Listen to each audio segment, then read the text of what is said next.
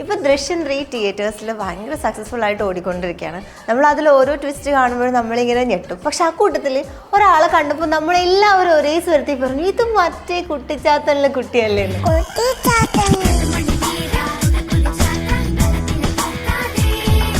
Still ആ ഒരു intro ആണോ എല്ലാവരും പറയാം? യെസ് ഇപ്പോഴും അത് തന്നെയാണ്.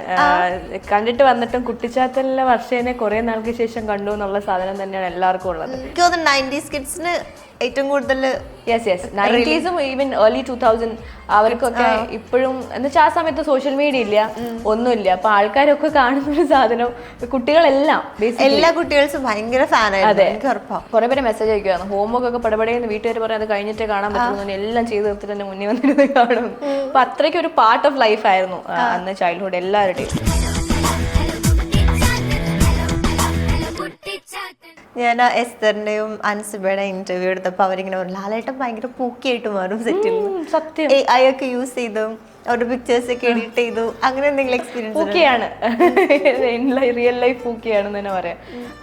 കൊച്ചുകുട്ടികളുടെ സ്വഭാവം, അതായത് നമ്മളെ കളിയാക്കുക, എന്തെങ്കിലുമൊക്കെ ചോദിക്കുക, ഉത്തരം പറയാണ്ടിരിക്കുക, നമ്മളെ കളിയാക്കുക, നമ്മളെക്കാളും കുഞ്ഞാവും. ഞാൻ പറയാം എസ്തറിനെക്കാളും ഒക്കെ അങ്ങനെ കുഞ്ഞു കുട്ടിയായിട്ട് ലാലേട്ടൻ മാറും. നിങ്ങളുടെ ആ സമയത്തെ ഫോട്ടോ നല്ല രസം, കൊറേ പിക്ചേഴ്സ് എന്റെ ഉണ്ട്, നല്ല രസാ. എനിക്ക് തോന്നുന്നു നവനീതിന്റെ ഹെയർ സ്റ്റൈലൊക്കെ ഭയങ്കര കോപ്പി അടിച്ച് എത്രയോ പേര് മുടി വെട്ടിയിട്ടുണ്ട്. അതേപോലെ വേണം കുട്ടിച്ചാത്തനെ പോലെ. പിന്നെ എന്താ ചൂടാമണിയോ അങ്ങനെ സാധനം ഉണ്ടായിരുന്നില്ല, അതൊക്കെ കോപ്പി ചെയ്ത് ജീവിച്ചവരുണ്ട്. ഇഞ്ചി മൈ മീൽ പാർട്ട്ണർ.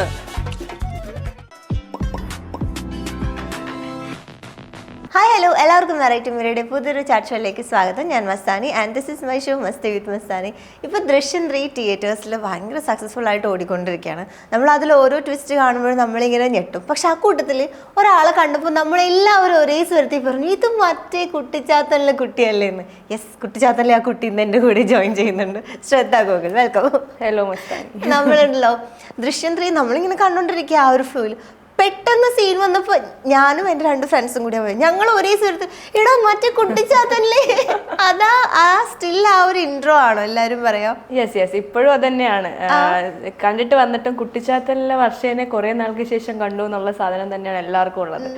അത് ഭയങ്കര ഹാപ്പിയാണ്. ഇത്രയും കാലം കൊണ്ടിട്ടും കുറെ ആയില്ലേ, മറന്നിട്ടില്ലല്ലോ. അത് എല്ലാരും അത് തന്നെയാ പറയുന്നത്, കുട്ടിച്ചാത്തലിലെ ശ്രദ്ധ തന്നെ പറയുന്നത്.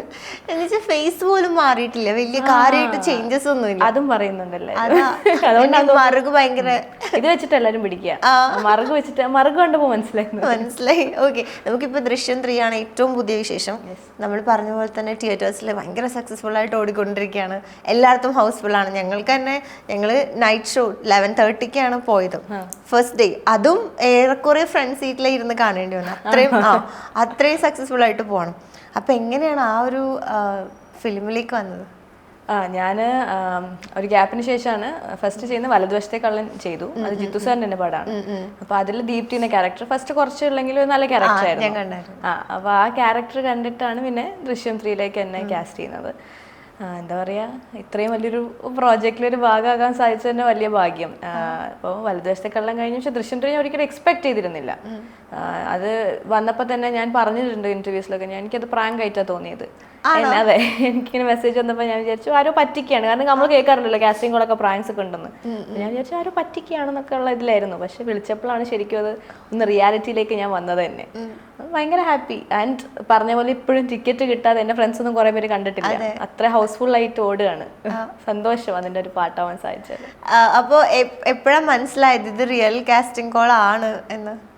എനിക്ക് ആദ്യം ഒരു മെസ്സേജാണ് വന്നത് വാട്സാപ്പിൽ. അപ്പോൾ എനിക്ക് മനസ്സിലായില്ല, അപ്പോൾ ആരാ നമ്പർ അറിയില്ല. ആൻഡ് പ്രൊഡക്ഷൻ കൺട്രോൾ ചേട്ടനായിരുന്നു. അപ്പോൾ ഞാൻ പറഞ്ഞു അത് പ്രാങ്ക് ആണ്, ആരോ എന്നെ പറ്റിക്കുകയാണെന്നുള്ള സാധനം തന്നെയായിരുന്നു എനിക്ക്. പിന്നെ എന്നെ വിളിച്ചിട്ട് പറഞ്ഞു ഇങ്ങനെ സിദ്ധു പനക്കലാണ് ചേട്ടൻ പ്രൊഡക്ഷൻ കൺട്രോളർ, ഇങ്ങനെ ദൃശ്യം 3 ശ്രേയ എന്ന ക്യാരക്ടർ ചെയ്യാനായിട്ട് ഈ ഡേറ്റ്സ് ഫ്രീ ആണോ എന്ന് ചോദിച്ചപ്പോഴാണ് പിന്നെ ഞാൻ പിന്നെ അത് കഴിഞ്ഞിട്ട് AD വിളിച്ചു, അസിസ്റ്റന്റ് ഡയറക്ടർ വിളിച്ചു. അപ്പോൾ എനിക്ക് മനസ്സിലായി ഓക്കെ കറക്റ്റ് സത്യമാണെന്നുള്ള കാര്യം മനസ്സിലായി. ഇപ്പോൾ ലാലേട്ടൻ അതായത് ദൃശ്യം 3 എന്ന് പറയുന്നത് ഒരു ബ്രാൻഡാണ് ഇപ്പോൾ. അതും പാൻ ഇന്ത്യൻ ലെവലിൽ ബ്രാൻഡ് ആയിക്കൊണ്ടിരിക്കുന്ന ഒരു മൂവിയാണ്. അത് വേൾഡ് വൈഡിൽ പോയിട്ടുള്ളൂ. കാരണം അത്രയും റീമേക്സും അത്ര ആളുകൾക്ക് അറിയാം ഈ ഒരു സിനിമയെ കുറിച്ച് പറഞ്ഞു. അപ്പം ലൈഫിൽ വലിയൊരു ഐഡന്റിറ്റി തന്നെയല്ലേ ദൃശ്യം ഉറപ്പായിട്ടും അത് ഒരു ഇത് എന്തായാലും ഉണ്ടാവും. ദൃശ്യത്തിൽ ഒരു പാട്ടാവുക എന്ന് പറയുമ്പോൾ തന്നെ അത് വലിയ കാര്യമാണ്. അപ്പം എല്ലാവർക്കും അറിയാം, ഞാൻ പറഞ്ഞ പോലെ എൻ്റെ നോർത്ത് ഇന്ത്യയിലുള്ള എൻ്റെ കൂടെ പഠിച്ച കുറേ ഫ്രണ്ട്സ് എല്ലാവരും കണ്ടു ആ പടം. അത് വെയിറ്റ് ചെയ്തിരുന്ന് കാണുന്നവരാണ്. കാരണം ദൃശ്യം 3 എന്ന് ഇറങ്ങും ഡേറ്റ് നോക്കി അങ്ങനെ ഇരുന്ന് കാണുന്നവരാണ് മിക്കവരും. അപ്പൊ അതിന്റെ ഒരു പാട്ടാവുമ്പോ തന്നെ അപ്പൊ എന്നോടൊരു ഫ്രണ്ട് പറഞ്ഞു, ഇനി നീ അഭിനയിച്ചില്ലെങ്കിലും വേണ്ടൂല, ഇത്രയും വലിയൊരു സിനിമയുടെ ഒരു പാട്ടായില്ലേ എന്നുള്ള സാധനം. അത് ഭയങ്കര ഹാപ്പി, എന്താ പറയാ, അതിന്റെ ബ്ലെസ്ഡ് ആണ്. ഞാൻ എസ്തറിന്റെയും അൻസിബയുടെ ഇന്റർവ്യൂ എടുത്തപ്പോ അവരിങ്ങനെ പറഞ്ഞു, ലാലേട്ടൻ ഭയങ്കര പൂക്കിയായിട്ട് മാറും സെറ്റിൽ. സത്യം, അയൊക്കെ യൂസ് ചെയ്തു, അവരുടെ പിക്ചേഴ്സ് ഒക്കെ എഡിറ്റ് ചെയ്തു, അങ്ങനെ എന്തെങ്കിലും എക്സ്പീരിയൻസ്? പൂക്കിയാണ്, റിയൽ ലൈഫ് പൂക്കിയാണെന്ന് തന്നെ പറയാം. കൊച്ചുകുട്ടികളുടെ സ്വഭാവം, അതായത് നമ്മളെ കളിയാക്കുക, എന്തെങ്കിലുമൊക്കെ ചോദിക്കുക, ഉത്തരം പറയാണ്ടിരിക്കുക, നമ്മളെ കളിയാക്കുക. എസ്പെഷ്യലി ഞാൻ ഡോക്ടർ ആയതുകൊണ്ട് അതിൻ്റെ എന്തെങ്കിലുമൊക്കെ ചോദിച്ച് അങ്ങോട്ടും ഇങ്ങോട്ടും തക്കിക്കുക. നല്ല രസമാണ്. നമ്മുടെ ഒരു ഫ്രണ്ട് ഇല്ലേ, അങ്ങനെയായി മാറും. നമ്മളെക്കാളും കുഞ്ഞാവും. ഞാൻ എസ്തറിനെക്കാളൊക്കെ കുഞ്ഞു കുട്ടിയായിട്ട് ലാലേട്ടൻ മാറും. ഓക്കെ. ഇപ്പൊ കുട്ടിച്ചാത്തന് ശേഷം അല്ലേ D3 പോയത്? അല്ല, ഞാൻ സൂപ്പർ ഡാൻസർ ജൂനിയർ എന്ന് പറഞ്ഞ റിയാലിറ്റി ഷോയിലാണ് സൂപ്പർ ഡാൻസർ അതെ ആദ്യം വരുന്നത്. അതിലാണ് ഞാനും ഷെയ്നും നീരജേട്ടൻ അനിയൻ നവനീത്തും ഉണ്ടായിരുന്നത്. അങ്ങനെ ഞങ്ങൾ 3 പേരുമാണ് കുട്ടിച്ചാത്തലിലെ ഏഷ്യാനെറ്റിലെ കുട്ടിച്ചാത്തലിൽ വരുന്നത്. പിന്നെ അവിടെ നിന്നാണ് ഈ പട്ടം പോലെ എന്ന മൂവി അടുത്ത് ചെയ്തത്. അത് കഴിഞ്ഞിട്ട് പിന്നെ പഠിക്കാൻ പോയി. then back to movies, വലതുവശത്തേക്കുള്ള ദൃശ്യം. എവിടെ ആയിരുന്നു നമ്മുടെ കുട്ടിച്ചാത്തന് ശേഷം ഈ കുട്ടി എവിടെ പോയിന്ന് കുറെ പേര് ചോദിക്കുന്നുണ്ട്. അപ്പൊ എവിടെയായിരുന്നു? ഇപ്പം ഡോക്ടറാണ്. അതെ അതാണ് ഞാൻ പറയാൻ വരുന്നത്. എന്ന് വെച്ചാൽ പഠിത്തം ഇല്ലാണ്ട് ഫിലിം ഫീൽഡിൽ ഇറങ്ങരുത് എന്നുള്ള സാധനം ഉള്ളതുകൊണ്ട് എൻ്റെ അടുത്ത് പണ്ട് സീമമ്മയില്ലേ, ആക്ട്രസ് സീമ, പണ്ടത്തെ സീമാമ്മ എന്നോട് പറഞ്ഞിട്ടുണ്ടായിരുന്നു, നീ പഠിക്കാണ്ട് ഇതിലൊന്നും ഇറങ്ങരുത്, ഇഷ്ടമുണ്ടെങ്കിൽ പോയിക്കോ, പക്ഷെ പഠിക്കണം എന്ന് പറഞ്ഞിട്ടുണ്ടായിരുന്നു. അപ്പൊ പഠിക്കാൻ പോയതാണ്. പക്ഷെ പഠിക്കാൻ പോയത് കുറച്ച് മെഡിസിൻ ആയതുകൊണ്ട് കുറച്ച് അധികം ഗ്യാപ്പായിട്ടുള്ളൂ. ഇപ്പൊ കുട്ടിച്ചാത്തൻ കുറെ ഇയേഴ്സ് മുന്നേ ആയിരുന്നില്ലേ? പക്ഷെ സ്റ്റിൽ നമ്മൾ അതിനെ കുറിച്ച് പറയുമ്പോൾ എടുത്തു പറയേണ്ടതാണ് അവരുടെ ടൈറ്റിൽ സോങ്, നിങ്ങളുടെ ടൈറ്റിൽ സോങ്. അതെ, ഞാനതൊന്ന് പ്ലേ ചെയ്യാം. അയ്യോ, ഡാൻസ് ഒക്കെ ഉണ്ട്. അതെ, അറിയാം. ഇത് ഷൂട്ട് ചെയ്തൊക്കെ എനിക്ക് നല്ല ഓർമ്മയുണ്ട്. ഒരു ഗുഹയിലൊക്കെ എന്തോ ആയിരുന്നു തോന്നുന്നു.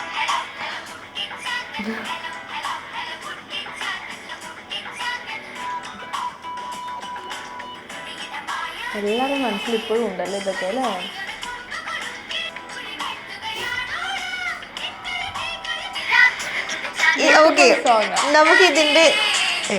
നമുക്ക് ഇതിന്റെ പാട്ടിൽ നിന്ന് തന്നെ തുടങ്ങാം. എന്തൊക്കെ ഓർമ്മകളായി ഇപ്പൊ വരുന്നേ? ഇത് ഷൂട്ട് ചെയ്തത് എനിക്ക് നല്ല ഓർമ്മയുണ്ട്. സ്ഥലം ഓർമ്മയില്ല, ഒരു സെറ്റാണിത്. ഏതോ ഒരു ഗുഹ പോലത്തെ ഒരു സ്ഥലത്ത് ഒരു സെറ്റിൽ കുറെ തീയൊക്കെ വെച്ച് അങ്ങനത്തെ ഒരു ഷൂട്ടിംഗ് ആയിരുന്നു. ഭയങ്കരമായിട്ട് എൻജോയ് ചെയ്തു. കൊറിയോഗ്രാഫറിനൊന്നും എനിക്ക് ഓർമ്മയില്ല. പിന്നെ നമ്മൾ ഇത്ര പേര് ഡാൻസേഴ്സ് ആയതുകൊണ്ട് ഭയങ്കര ഡിഫിക്കൽട്ട് ഒന്നും ആയിരുന്നില്ല. കാരണം ഞങ്ങൾ 3 പേര് സൂപ്പർ ഡാൻസർ എന്ന് വരുന്നവരാ. പിന്നെ അഭിരാം ചേച്ചി ഡാൻസ് ചെയ്യും. അഭയ് ഇച്ചിരി കഷ്ടപ്പെട്ടെങ്കിലും പഠിച്ചെടുത്തു. ഭയങ്കര രസമായിരുന്നു. Kuttichathan as a whole, like എന്താ പറയാ, ഒരു അറിയില്ല, കുറച്ച് കുട്ടികൾ ചേരുമ്പോൾ ഉള്ളൊരു സംഭവം ഉണ്ടല്ലോ. നമ്മൾ അടി ഉണ്ടാക്കുന്നു, കളിക്കുന്നു, സിബ്ലിങ്സിനെ പോലെ അടി ഉണ്ടാക്കുന്നു, സ്നേഹിക്കുന്നു. ഫുൾ ടൈം ഒരു വെക്കേഷൻ ഞങ്ങളുടെ എന്താ പറയുക, ഞങ്ങളൊക്കെ വളർന്നത് ആ സെറ്റിലാന്ന് തന്നെ പറയാം. ബ്യൂട്ടിഫുൾ മെമ്മറീസ് ആണ് കുട്ടിച്ചാത്തൻ. അതുകൊണ്ട് ഇപ്പോഴും മിസ് ചെയ്യുന്നത് ആ ഒരു സമയമായിരിക്കും. എനിക്ക് തോന്നുന്നു 90s കിഡ്സിന് ഏറ്റവും കൂടുതൽ യെസ് 90s ഈവൻ ഏർലി 2000 അവർക്കൊക്കെ ഇപ്പോഴും എന്ന് വെച്ചാൽ ആ സമയത്ത് സോഷ്യൽ മീഡിയ ഇല്ല, ഒന്നുമില്ല. അപ്പൊ ആൾക്കാരൊക്കെ കാണുന്ന ഒരു സാധനം കുട്ടികളെല്ലാം, എല്ലാ കുട്ടികൾക്കും ഭയങ്കര ഫാനായിരുന്നു. എനിക്ക് ഉറപ്പാ, ഞാനും കുറെ കണ്ടിട്ടുണ്ട്. ഇതിന്റെ പാട്ട് ഇടുമ്പോ തന്നെ നമ്മൾക്ക് മനസ്സിലാവും. ചെറിയ പിള്ളേർക്ക് വരെ, ആ സമയത്തുള്ള നമ്മളെക്കാൾ കുഞ്ഞു പിള്ളേർക്ക് വരെ മനസ്സിലാവും ഈ പാട്ടിടുമ്പോ. ഇത് കുട്ടികൾക്കുള്ള ഒരു സീരിയലായിരുന്നു. അതെ, എന്റെ ഫ്രണ്ട്സ് ഒക്കെ പറയും, ലൈക്ക് കുറെ പേര് മെസ്സേജ് അയക്കുവായിരുന്നു, ഹോംവർക്ക് ഒക്കെ പടപടയെന്ന് വീട്ടുകാർ പറയാം, അത് കഴിഞ്ഞിട്ടേ കാണാൻ പറ്റുന്നു, എല്ലാം ചെയ്ത് തീർത്തിട്ട് തന്നെ മുന്നേ വന്നിരുന്ന് കാണും. അപ്പൊ അത്രയ്ക്ക് ഒരു പാർട്ട് ഓഫ് ലൈഫ് ആയിരുന്നു അന്ന് ചൈൽഡ്ഹുഡ് എല്ലാവരുടെയും. എങ്ങനെയായിരുന്നു അപ്പൊ കുട്ടിച്ചാത്തലിലേക്കൊക്കെ വന്നത്? കുട്ടിച്ചാത്തലിൽ വന്നത് ഞാൻ പറഞ്ഞ പോലെ സൂപ്പർ ഡാൻസർ എന്ന് പറഞ്ഞ റിയാലിറ്റി ഷോ. ഞാൻ ക്ലാസിക്കൽ ഡാൻസറാണ് ബേസിക്കലി, 3.5 വയസ്സ് തൊട്ട് പഠിക്കുന്നുണ്ട്. അത് കഴിഞ്ഞിട്ട് ഈ സിനിമാറ്റിക് ഇതിന് വേണ്ടി സൂപ്പർ ഡാൻസർ ജൂനിയറിന് വേണ്ടി പഠിച്ചതാണ്. സജ്ന ആൻറ്റിയാണ് എന്നെ പഠിപ്പിച്ചത്. അപ്പോൾ അവിടെ നിന്നാണ് ഞാൻ ഈ ഇതിലേക്ക് സെലക്ട് ചെയ്യുന്നത്. ബൈജു ദേവരാജ് എന്ന് പറഞ്ഞ പ്രൊഡ്യൂസർ ഇത് കണ്ടു, സൂപ്പർ ഡാൻസർ ജൂനിയറിന് കണ്ടിട്ട് ഞങ്ങൾ 3 പേര്, ഞാനും ഷെയ്നും നവനീത്തും, അതിൽ നിന്നാണ് കുട്ടിച്ചാത്തനിലേക്ക് സെലക്ട് ചെയ്യുന്നത്. പക്ഷെ വിളിച്ചപ്പോൾ അഭിനയിക്കുമെന്നൊന്നും അറിയില്ല, കാരണം നമുക്ക് ഡാൻസ് കളിക്കാൻ അറിയാം. അന്ന് ഞാൻ സംസാരിക്കുക പോലും ഇല്ല, നേരെ എന്ത് പറഞ്ഞാലും കരയാതെ അറിയാം. സൂപ്പർ ഡാൻസർ ജൂനിയർ എടുത്ത് കണ്ടാൽ അറിയാം, എപ്പോഴും കരയുന്നൊരു കുട്ടി ഉണ്ടെങ്കിൽ അത് ഞാനായിരിക്കും. പക്ഷെ അവിടെ നിന്ന് എങ്ങനെയോ വന്ന് പെട്ടു, എങ്ങനെയൊക്കെയോ അഭിനയിച്ചു. പക്ഷെ ആ അഭിനയം ഇപ്പൊ കണ്ടു കഴിഞ്ഞാൽ നമുക്ക് സഹിക്കൂല. പക്ഷെ അന്ന് എന്തുകൊണ്ടോ ആൾക്കാർക്ക് ആ കുഞ്ഞു കുട്ടികളല്ലേ എന്ന് വിചാരിച്ചിട്ട് അവർക്ക് ഇഷ്ടമായതായിരിക്കും. പക്ഷെ ഇപ്പൊ കാണാറില്ല ഞാനത്. എന്തെങ്കിലും ഭയങ്കരമായിട്ട് ഓർത്തിരിക്കുന്ന എന്തെങ്കിലും കുറെ മെമ്മറീസ് ഉണ്ടാവും, എന്നാലും പെട്ടെന്ന് ഷെയർ ചെയ്യാൻ പറ്റിയ എന്തെങ്കിലും?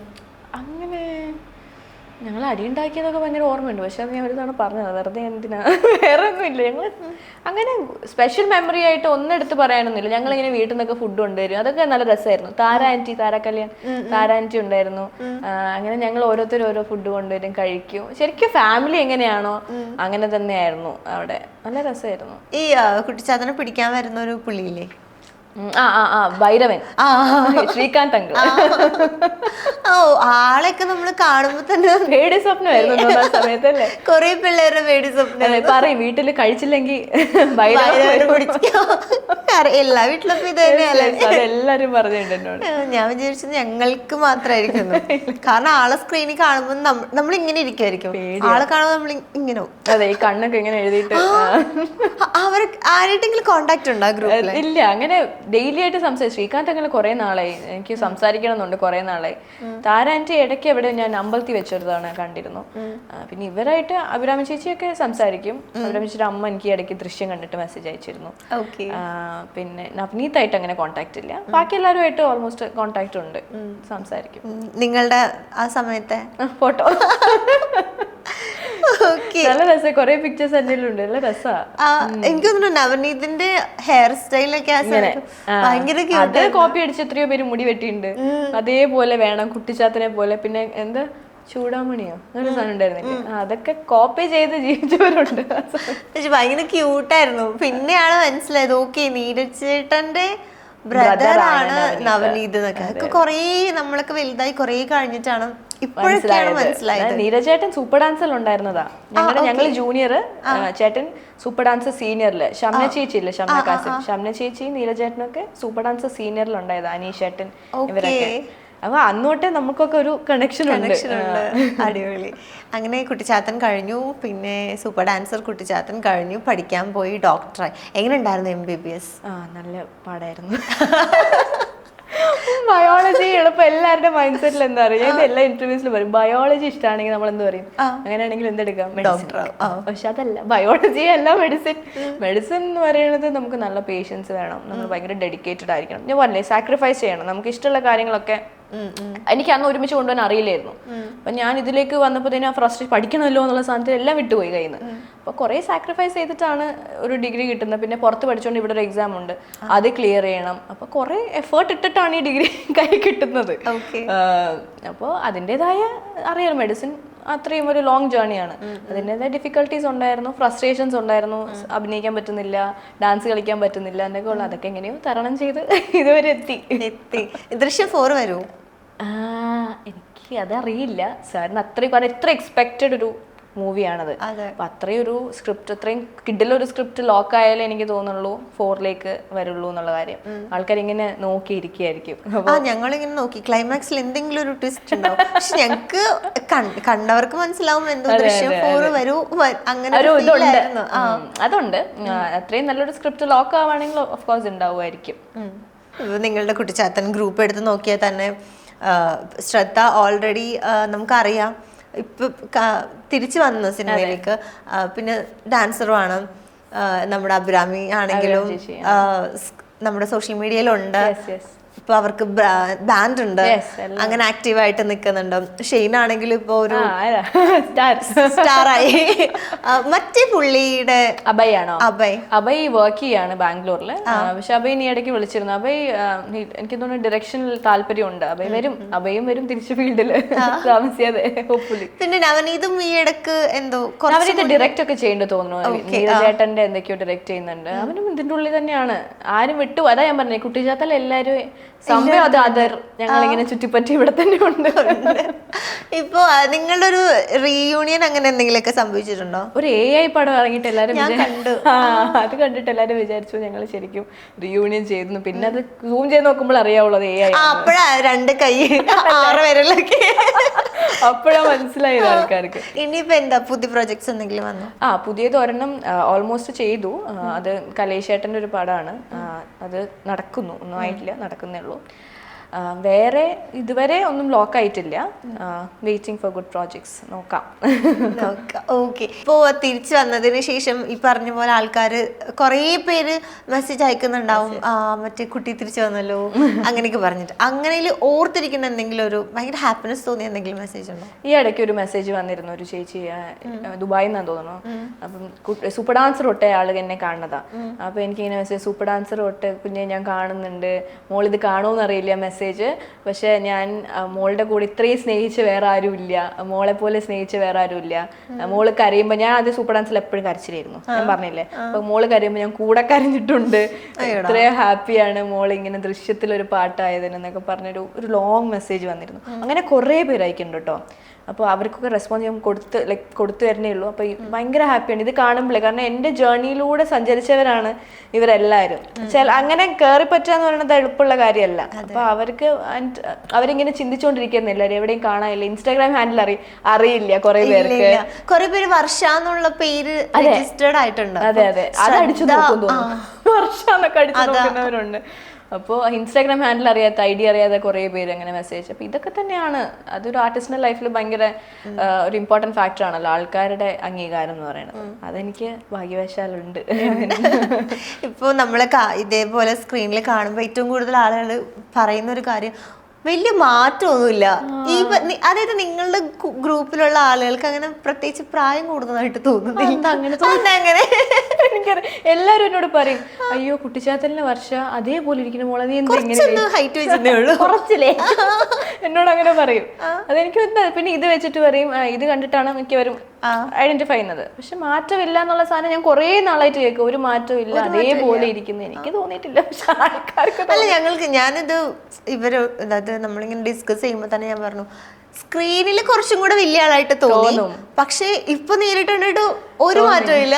ആ ഗ്ലാസും കൂടെ വെച്ച കറക്റ്റ്. എല്ലാരും പറയും, അറിയില്ല, പക്ഷെ അത് സന്തോഷമുണ്ട് അല്ലേ, അതേപോലെ ഇരിക്കുന്ന പോലെ അങ്ങനെ പറയുന്നതിന് സന്തോഷമുണ്ട്. അപ്പൊ കുട്ടിച്ചാത്തല്ല എത്ര വയസ്സുണ്ടായിരുന്നു? വയസ്സറിയാനുള്ള മൂവാണല്ലേ, പറയില്ല. മിക്കവർക്കും എല്ലാവർക്കും അറിയാം. ആണോ? ഞാൻ ഇപ്പൊ പറയൂല. ഓഫ് ചെയ്തിട്ട് പറഞ്ഞു. എനിക്കൊരു ആകാംക്ഷ. മസ്താനയുടെ ഏജ് വെച്ച് നോക്കുകയാണെങ്കിൽ എപ്പോഴാണ് കണ്ടേ നേരത്തെ, എന്നിട്ട് അങ്ങനെ കാൽക്കുലേറ്റ് ചെയ്തു. ഞാൻ 96 ആണോ? ഓക്കെ, അതിനേക്കാളും ചെറുതായ. ഞാൻ വിചാരിച്ചു അതിനേക്കാൾ മേലെ. ഇപ്പോ ഇനിയിപ്പം ഇപ്പൊ ഒരു റീയൂണിയൻ ഒക്കെ പ്ലാൻ ചെയ്യുന്നുണ്ടെങ്കിൽ അത് ഇങ്ങനെ ആയിരിക്കണം എന്നൊക്കെ ഉണ്ടോ? അങ്ങനെയൊന്നുമില്ല, എല്ലാവരും ഒന്ന് കിട്ടിയാൽ മതി. റീയൂണിയന് പ്ലാൻ ചെയ്യാൻ എല്ലാവരും ഒന്ന് കിട്ടിയാൽ മതി. ഞങ്ങൾ കൊച്ചിയിൽ ഉണ്ടെങ്കിൽ തന്നെ, കൊച്ചിയിലാണ് എല്ലാവരും മിക്കവാറും, കൊച്ചിയിലായിരിക്കും പ്ലാൻ ചെയ്യുക. കിട്ടിയാൽ മതി, ഡേറ്റ് എല്ലാവരുടെയും കിട്ടിയെന്ന് ഓക്കെ ആയി കഴിഞ്ഞാൽ റീയൂണിയൻ നടക്കാം. പക്ഷെ അറിയില്ല, നടന്നാൽ കൊള്ളാം. എല്ലാവരും വെയിറ്റ് ചെയ്യേണ്ടി തോന്നുന്നു കേട്ടോ. കുറെ പേര് എനിക്ക് മെസ്സേജ് അയക്കുന്നുണ്ട്, നിങ്ങൾക്കൊന്ന് കൂടിക്കൂടെ, നിങ്ങൾ ഒന്നിച്ചൊരു ഇന്റർവ്യൂവിന് കിട്ടണം, അതും പറയുന്നുണ്ട് കുറെ പേര്. അപ്പൊ നിങ്ങക്ക് കുറെ മെമ്മറീസ് നടക്കാത്ത സ്വപ്നമാണെന്ന് തോന്നുന്നു. അതിനിപ്പോ ചില ആളുകളൊക്കെ വിചാരിക്കണം. അതെ അതെ, നടന്നാൽ നല്ലത്. കാരണം ആൾക്കാർക്കൊക്കെ ഭയങ്കര ആഗ്രഹമുണ്ട് ആ സാധനം, എല്ലാരെയും കാണണം, ഒരുമിച്ച് കാണണം എന്നുള്ള സാധനം. എനിക്ക് തോന്നുന്നു അഭിരാമി ഇവിടെ കാഫേ ഇട്ടിട്ടുണ്ട്. അഭിരാം ചേച്ചി പറഞ്ഞിട്ടുണ്ട് വരണം, പോണം, കുറെ നാളായി, ഒരു ദിവസം പോണം. ആരാ അപ്പൊ കൂടുതൽ സപ്പോർട്ട് ചെയ്യുന്നത്? അതായത് ഈ പറയുന്ന പോലെ മെഡിസിൻ ആണെങ്കിലും അതിന് സ്ട്രെസ് ഉണ്ട്, പിന്നെ നമുക്ക് ഇത്രയും വലിയൊരു പാഷൻ ഉള്ളിൽ കിടക്കുന്നുണ്ട്. അപ്പൊ അതിനൊക്കെ ഏറ്റവും കൂടുതൽ സപ്പോർട്ട് പേരൻസ് ആണോ, ഫ്രണ്ട്സ് ആണോ? എനിക്ക് എന്താ പറയാ, കുഞ്ഞിനെ തൊട്ടേ ഗ്രാൻഡ് പാരന്റ്സ് ആൻഡ് പാരന്റ്സ് സപ്പോർട്ടാണ്. അതുകൊണ്ടാണ്, അല്ലെങ്കിൽ പഠിത്തം മാത്രം മതി എന്ന് പറഞ്ഞിരുന്നെങ്കിൽ നടക്കത്തില്ലല്ലോ. അവരെ സപ്പോർട്ട്, ഓഫ് കോഴ്സ് എല്ലാ ഒരു ആർട്ടിസ്റ്റിന്റെ ലൈഫിലും ഫാമിലി സപ്പോർട്ട് ഇല്ലാണ്ട് മുന്നോട്ട് പോകാൻ പറ്റില്ല. അപ്പൊ ആ സപ്പോർട്ടുള്ള ശരിക്കും ഉണ്ട്, ഇന്ന ചെയ്യണ്ട എന്ന് പറഞ്ഞിട്ടില്ല. അതുകൊണ്ടാണ് ഈ മെഡിസിൻ എന്ന കരിയറിൽ നിന്നും ഷിഫ്റ്റ് ചെയ്തിട്ട് ഇപ്പുറത്തേക്ക് ഒരു കോൺസെൻട്രേഷൻ കൊടുക്കാൻ പറ്റുന്നത്. അതുകൊണ്ടാണ്. സത്യം. ഇനിയിപ്പോ എന്താ ഭാവിയിൽ ഒരു ആക്ടർ, ഡോക്ടർ ആ ഒരു ലേബലില് അറിയപ്പെടണമെന്നാണോ ആഗ്രഹം? അങ്ങനെ അറിയപ്പെടണം തന്നെയാണ് ആഗ്രഹം. നല്ലൊരു അതെ അതെ അതെ, പറയുമ്പോൾ വലിയ വലിയ ആൾക്കാർ, സായി പല്ലവി, ഐശ്വര്യ ലക്ഷ്മി, അവരൊക്കെ ഡോക്ടേഴ്സ് ആണല്ലോ. പക്ഷെ അവരുടെ പാഷൻ ആക്ടിങ് ആയിരുന്നു. എനിക്കും അതേപോലെയാണ്, ഞാൻ അവരെ പോലെയാണെന്നല്ല പറഞ്ഞത്. അവര് കംപ്ലീറ്റ്ലി വിട്ടു പ്രൊഫഷൻ. അവര് മൊത്തത്തിൽ വിട്ടു. ഞാൻ അങ്ങനെ ഫുൾ കളയണമെന്ന് എനിക്കിപ്പോൾ തോന്നുന്നില്ല. കാരണം കഷ്ടപ്പെട്ട് പഠിച്ചതിൻ്റെ ഒരു ഇതുള്ളതുകൊണ്ട് ഫുൾ കളയണമെന്ന് തോന്നിയിട്ടില്ല. രണ്ടും കൊണ്ടുപോകണം. അങ്ങനെ അറിയപ്പെടാൻ ആഗ്രഹമുണ്ട്. കാരണം എല്ലാം കൊണ്ടുപോകുന്ന ഒരു ആളെന്ന് അറിയപ്പെടാൻ ആഗ്രഹമുണ്ട്. കാരണം ഞാനിങ്ങനെ ഇടയ്ക്ക് ആലോചിക്കും, ഇപ്പം ഡോക്ടറിന് പഠിക്കുക, MBBS പഠിക്കുക എന്ന് പറയുന്നത് ചില്ലറ കാര്യമല്ല. അത്രയും ഇതൊക്കെ ഓർത്തിരിക്കണ്ടേ? അത് പറഞ്ഞാൽ ഇവിടെ ഒരു എക്സാം ഉണ്ട്, അതിനാണെങ്കിൽ എല്ലാം ഒരുമിച്ചിട്ട് പഠിക്കണം. ഇവിടെ ഒരു ക്ലിയറിംഗ് എക്സാം ഉണ്ട്. അത് നല്ല പാടാണ് ഇരുന്ന് പഠിക്കാനൊക്കെ. ആ സമയത്താണ് എനിക്ക് വണ്ണം വെച്ച് പഠിച്ച് കണ്ണാടി വെച്ച് അത്രയൊക്കെ പ്രശ്നം. കാരണം അത് അങ്ങനെ ഇരുന്ന് പഠിക്കേണ്ട ഒരു എക്സാം ആണ്. നല്ല ക്ലിയർ, അത് ഇച്ചിരി ടഫാണ് ആ എക്സാം. അത് ക്ലിയർ ചെയ്ത് കിട്ടിയതിൽ തന്നെ ഫസ്റ്റ് അറ്റംപ്റ്റിൽ ഞാൻ ക്ലിയർ ചെയ്തു. അത് അപ്പൊ കാരണം അതിന്റെ ഒക്കെ ഡ്രൈവിംഗ് ഫോഴ്സ് ശരിക്കും എനിക്ക് അഭിനയാണ് കേട്ടോ. ഇത് വേഗം തീർക്കണം, അതിലേക്ക് എത്തണം. അതെ, ഇത് വേഗം തീർക്കണം, പഠിക്കണം, തീർക്കണം. ആ സാധനം ഉള്ളതുകൊണ്ടാണ് തോന്നുന്നു ഞാൻ അത്ര ഇതിലിരുന്ന് പഠിച്ചത്. അപ്പോ പാടാണ്. യെസ്, എല്ലാവർക്കും അറിയാം മെഡിസിൻ എന്ന സാധനം ഇപ്പൊ ഭയങ്കര പാട്, ലോങ് ജേർണിയാണ്. അതൊരിക്കലും നെവർ എൻഡിങ് ജേർണി എന്ന് പറഞ്ഞാൽ പഠിത്തം തീരില്ല അതിന്റെ. അപ്പൊ ഞാനിങ്ങനെ ആലോചിക്കും, അവരതൊക്കെ അത്രയും കഷ്ടപ്പെട്ട് പഠിച്ചതൊക്കെ വിട്ടിട്ട് സംഭവം അടിപൊളിയാണ്, പാഷനാണ്, പക്ഷെ അത് വിട്ടിട്ട് എങ്ങനെയാ കംപ്ലീറ്റ്ലി ഇതിലേക്ക് വരാൻ പറ്റുക? ഞാൻ ഇടയ്ക്ക് ഇങ്ങനെ ആലോചിക്കാം. അത്ര പാഷനേറ്റ് ആയിരിക്കും. കാരണം നമുക്കിപ്പോ പറയുമല്ലോ, ചിലവര് കുറെ എഞ്ചിനീയേഴ്സ് നമ്മുടെ മലയാളം ഇൻഡസ്ട്രി തന്നെ ഇല്ലേ, എല്ലാം വിട്ടിട്ട് നമ്മുടെ ഫുള്ളി കോൺസെൻട്രേറ്റ് ചെയ്ത് നിൽക്കുന്നത്. ഈ ചിലവർക്ക് പാഷൻ ഇതായിരിക്കാം, അതിൽ പോയെന്നുണ്ടായിരിക്കുള്ളൂ. അപ്പൊ തിരിച്ചു കറങ്ങി തിരിഞ്ഞ് വീണ്ടും അവിടെ തന്നെ എത്തും. ആ സാധനം തന്നെയാണെന്ന് തോന്നുന്നു എല്ലാവർക്കും. ഇപ്പൊ തിരിച്ചു വരവില്ല, ഈ പറഞ്ഞ പോലെ എല്ലാരും കുറെ മെസ്സേജസ് അയക്കുന്നുണ്ടാവും. അക്കൂട്ടത്തിൽ ആളുകൾ ഇപ്പൊ ചോദിക്കുന്നുണ്ട്, നമുക്കൊരു പുതിയ ക്രഷ് കൂടി അപ്ഡേറ്റ് ആയിട്ടുണ്ട്. ഞാൻ ഇതുവരെ അത് കേട്ടിട്ടില്ല. ഞാൻ കണ്ടു, ഈ കുട്ടി ഇതിന് പ്രായമാവുന്നില്ലേ, ന്യൂ ക്രഷ് അൺലോക്ഡ് എന്നൊക്കെ പറഞ്ഞു. അപ്പൊ ആളുകൾക്ക് കേൾക്കാൻ ഒരു ആഗ്രഹം ഉണ്ടാവും. ഇപ്പൊ കുട്ടി സിംഗിൾ ആണോ, റിലേഷൻഷിപ്പ് ഉണ്ടോ? പറയില്ല. ഒറ്റക്കാണെങ്കിൽ പറഞ്ഞു ക്യാമറ ഓഫ് ചെയ്തിട്ടാണേ പറയാം. റെഡി ടു മിങ്കിൾ പറയില്ല. റെഡി ടു മിങ്കിൾ അല്ല.